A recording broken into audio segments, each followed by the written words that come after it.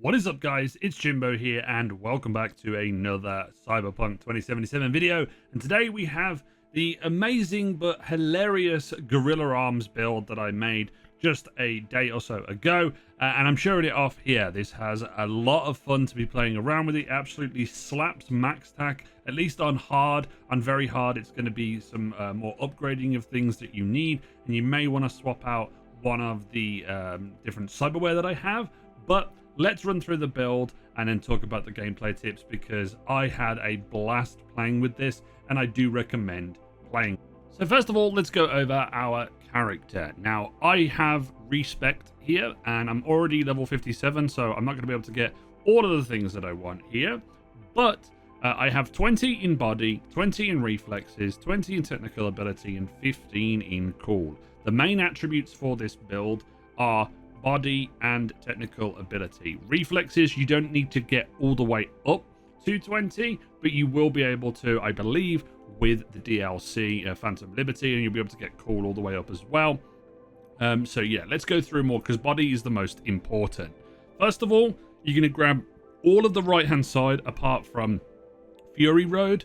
You can use this while you're obviously in vehicle collisions and stuff, but you don't really need it. But yeah, Painkiller, slow regen in combat, Speed Junkie, and also Army of One, alongside Combat Kid and also Dwarf Head, which is when you use a blood pump cyberware or a health item, you get a 100% mitigation chance for 2 seconds, which is insane with this build. Because we're going to be using Gorilla Arms, we won't need to worry about any other points in weapons and such. So here we have Adrenaline Rush. This gives you more health regen. Adrenaline Rush mode, basically, when you activate blood pump, you're able to go stupidly good, basically, when you use this. You have an adrenaline bar, and basically that will stay up as long as you have the adrenaline. And we can combine that with immunity as well. We get no movement penalties with Unstoppable Force. We also have Juggernaut, which gives us more damage and movement speed. And then this goes into Calm Mind, which is when Adrenaline Rush is active, you get a 3-second delay before Adrenaline Decay begins, which can then take us into Ripple Effect. Pain to Gain is also amazing, because whenever we get a kill, our health item recharge is going to keep coming back. We're going to be doing this a lot with the Gorilla Arms, so this is what we're going to be able to get. Here we're going through all of this. Because we're using our blunt weapons, we won't really need to worry too much about Wrecking Ball, but you will be getting blunt weapons effects from Gorilla Arms. Quake is the most important, because you can jump up into the air and basically slam onto the ground. Combining that with Epicenter, Aftershock, and Quake, you can do a bunch of damage. Lastly, we have Savage Sling. This is amazing, because whenever you have the option to kill an enemy, you can either finish them or pick them up and throw them at another enemy. I absolutely love this, and it's hilarious. We also have Clapback, we have Breakthrough, we have Kinetic Absorber, and also Fly Swatter. This is mainly just for blocking and such, but we get minus 40% any ammo when hitting them with a strong attack. We also get Fly Swatter, which is we get minus 40% incoming rage damage when blocking with a blunt weapon. So yeah, that is going to be the main body tree. Reflexes, we're mainly going up the middle tree to make sure that we get ourselves as much stamina as possible. The other ones are just for dashing speed.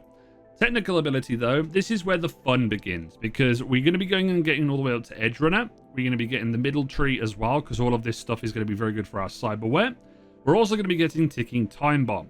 It charges an AMP that hits enemies after 3 seconds whenever you activate the operating system, Berserk Sandevistan, or you go into overclock mode. So whenever you activate your slow-mo in this build, you're going to be able to get this. And you also get minus 50% incoming damage as well. I then also got Heat Shield and Burn This City, because it goes into Pyromania. Pyromania essentially gives us an explosion radius, and we're able to add some extra effects with this being active. But then we really want to get Health Freak for the additional health boosts as well, alongside getting our grenades back. We can also get Glutton for War, which is going to be very good. And then basically that's the whole loop there.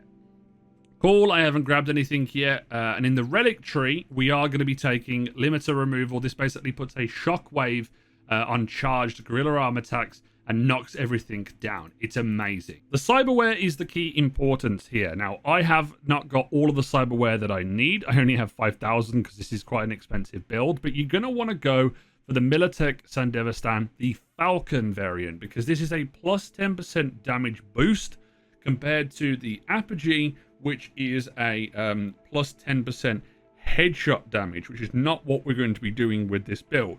You can also go with the Militech Berserk. This is going to be good because it makes us invulnerable to damage. Melee weapons, we get 30% attack speed, minus 100% stamina cost, 20% movement speed, and also we can't drop below 20% health, I think it is, or something along those lines while this is active. And we can also extend the duration. We get more health for each enemy neutralized. And I believe you can get this back super quick, but you can extend the duration of this Falcon if you use this, which is why we like using it. For the arms, we're going to be using the thermal gorilla arms, just because I like making things to burn. It's really awesome. We have Axolotl. This is amazing. This is an iconic that you can get for one of the Ripper Ducks. This was going to give you the ability to reset your Sandevistan a lot. The face and hands aren't really important, neither are the legs. But the circulatory system, I have micro rotors, adrenaline booster, and also blood pump, because this is going to be instant, giving you health back. It's also got adrenaline booster, which is instant stamina after we ever kill an enemy, which is good. And then obviously increasing our attack speed. I have the iconic Adreno trigger, which is we get plus 30% movement speed for 50 seconds when entering combat. It's nuts. Alongside Reflex Tuner and Neofiber. Peripheral Inverse. Basically, whenever you are closer to an attacking enemy, the less damage they do. You get minus 40% incoming damage at 3 meters, which is nuts. So it means that you can top this off to 0% at 6 meters. So if you get closer to the enemies, they're going to be able to do so much less damage.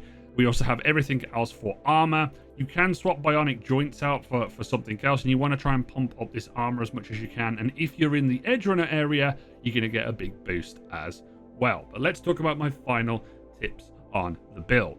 So I specifically haven't mentioned any weapons that you want to use here, because you are going to be using the gorilla arms for everything. You're going to go in, you're going to punch everything, you're going to set things on fire, activate your Sandevistan to get yourself a bunch of slow mode time and do a bunch of damage with the gorilla arms. You can also pick things up and throw them around, which is the key element of the build. It acts as a finisher, so it's going to give you some health regen, which is very, very good, alongside a regular finisher that you can also do. And then for weapons, I haven't mentioned anything because you can use anything here, and just a blunt weapon like a baseball bat, which is what I was using. I do not recommend using the sledgehammer or that variant because they do slow you down quite considerably. Even though you do have the charge that you can do with it, I don't recommend going with that here, but mainly you're going to be going with the gorilla arms. This build is hilarious. I loved using it, and I just went around for at least 10 minutes or so just punching things, and I did manage to kill a set of MAXTACH, and then they spawned another set of them, and I probably could have kept going, but then eventually I died just because I wanted to reset and see what I could do to change the build to make it a little bit better. There are some upgrades that you can do across the board, but mainly focusing into that survivability and bumping up the damage of the gorilla arms is amazing. So yeah, tell me what build you want to see next on the channel. Maybe a netrunner build or a monowire build I'll do on the channel at some point. But thank you very much for watching the video. If it's been informative, leave a like on it, subscribe if you're new, and turn on the notification bell as always. This has been It's Jimbo, and I'll see you guys next time.